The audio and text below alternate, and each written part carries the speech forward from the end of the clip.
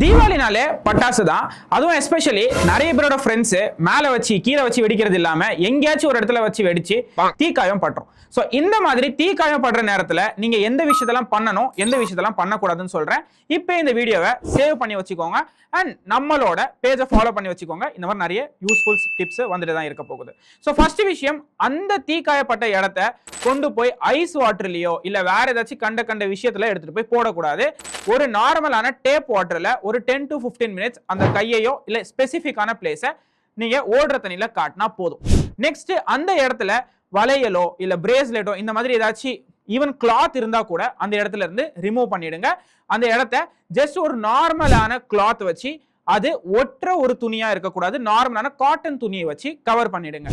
In case அந்த place ரொம்ப டேமேஜா தெரியுது, உங்களுக்கு ரொம்ப கொப்பளம் ரொம்ப பெருசா இருக்கு அப்படின்னா தயவு செஞ்சு அப்பயே ஹாஸ்பிட்டல் கூட்டிட்டு போயிடுங்க. ரொம்ப பெயினா இருக்குன்னா ஒரு பேராசிட்டமால் எடுத்துக்கோங்க ஹாஸ்பிட்டல் போறதுக்கு முன்னாடி மேபி.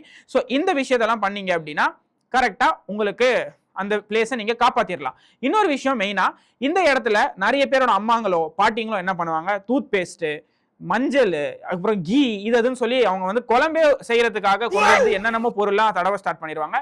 இந்த மாதிரி தப்ப தயவு செஞ்சு பண்ணாதீங்க. அது இரிட்டேஷனை தான் உண்டாக்குமே தவிர அந்த இடத்த சரி பண்ணாது. ஸோ இந்த மாதிரி இருக்கிற உங்களோட ஃப்ரெண்ட்ஸ் யாரெல்லாம் தீக்காயம் வாங்குறதுக்கு ரெடியா இருக்காங்களோ அவங்க எல்லாருக்குமே இந்த ரீலை ஷேர் பண்ணிடுங்க.